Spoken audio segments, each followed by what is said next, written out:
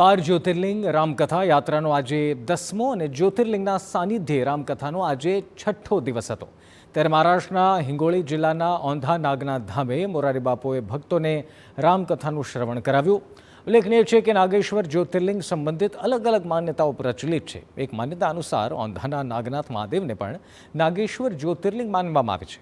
ત્યારે આજે મહારાષ્ટ્રની ભૂમિ પર મોટી સંખ્યામાં મરાઠી ભાવિકોએ વારકરી સંપ્રદાયના લોકોએ પણ રામકથાના શ્રવણનો લાભ લીધો। તો મોરારી બાપુએ પણ ભક્તોને વચન આપ્યું હતું કે તેઓ ભવિષ્યમાં નાગનાથ ધામે 9 દિવસની કથાનું આયોજન કરશે। તો મહારાષ્ટ્રની અંદર આવી ચૂક્યા છીએ અને મરાઠી માણસ આજે મોરારી બાપુની કથા સાંભળવા માટે આવ્યા હતા। ઘણા લોકો હરિયાણાથી પણ આવ્યા છે। આખરે નાગનાथ ज्योतिर्लिंगના दर्शन बाद તેમને કથા કેવી લગી એ પણ આપણે જાણીશું। जी आप कहाँ से आए हैं, क्या है नाम आपका? मैं हरियाणा से ऋषभ गोयल। हाँ जी। मोरारी बापू की कथा आपने सुनी होगी, कैसा लगा आपको? हाँ जी, कथा में बहुत अच्छा लगता है। एक भाव है हमारे को बापू जी से, बहुत बढ़िया है।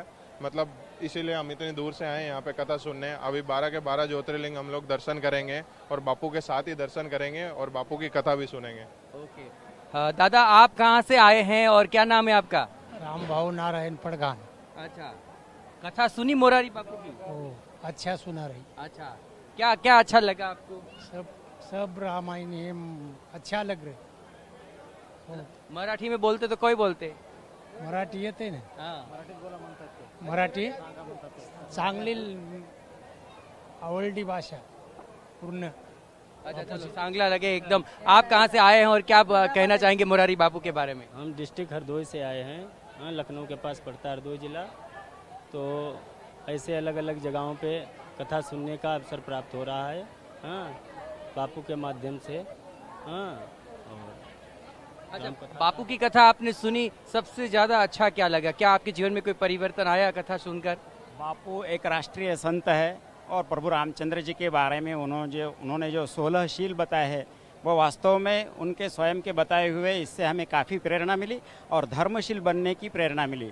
धार्मिक तो है ही हम, किंतु धर्मशील बनने के लिए उन्होंने हमें प्रेरित किया। जन जन का कल्याण करते हुए बापू सारे राष्ट्र का कल्याण कर रहे हैं। वे एक राष्ट्रीय संत है, उनके चरणों में हम बारंबार प्रणाम करते हैं। महाराष्ट्र में आप आओ ने એટલે ખાસ કરીને ટોપી પહેરેલા લોકો, ये जो टोपी आपने पहनी है उसका क्या महत्व है? ये वारकरी संप्रदाय का पहराव है।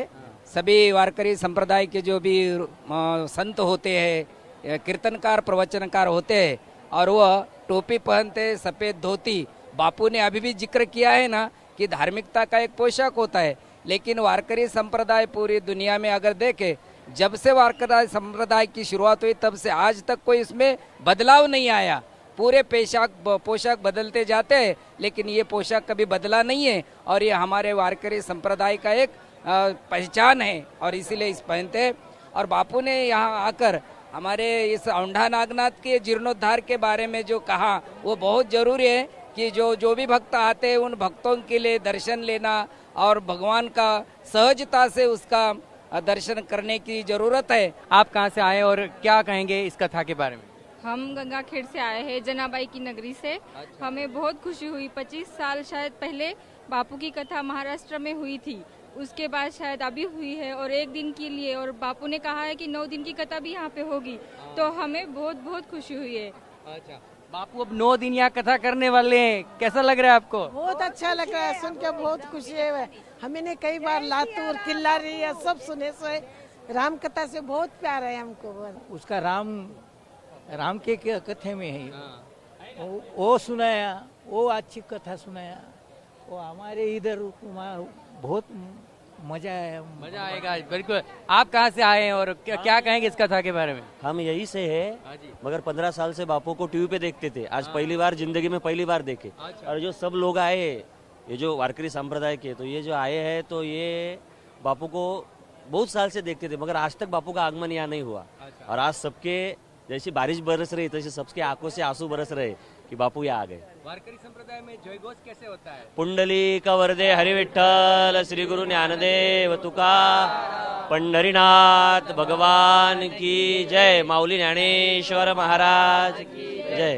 वाह वाह, माउली जो बन जाते हैं ना तो એમાં કંઈક મજા જ અલગ હોય છે. નાગેશ્વર જ્યોતિર્લિંગ મહારાજ કી જય. તો નાગેશ્વર જ્યોતિર્લિંગની અંદર જે સો કંઈ આવ્યા છે અને આપણી સાથે એક બાળક પણ જોડાયો છે. બોલો નાગેશ્વર ભગવાનની हेलो हाँ हाँ हाँ जय जय જય સિયારામ. जय श्री राम વાહ વાહ. તો જય સિયારામનો નાદ છે, નાગેશ્વર જ્યોતિર્લિંગનો આખરે જયકાર છે અને પંડરીનાથનો પણ જયકાર બોલાવી રહ્યા છે. અને એ સાથે અહીં નાગનાથ જ્યોતિર્લિંગના દર્શનની સાથોસાથ રામકથાનો જે આખરે આનંદ છે તે અહીંના ભક્તોમાં જોવા મળ્યો. તો આખરે આપણે જોઈએ કે હવે નાગનાથ જ્યોતિર્લિંગ બાદ ભીમાશંકર પણ આપણે જવાના છીએ અને ત્યાં પણ મહારાષ્ટ્રની અંદર આવો જ માહોલ જોવા મળશે. કેમેરા પર્સન દીપક સેન સાથે જયેશ પારકર, TV9 નાગનાથ જ્યોતિર્લિંગ.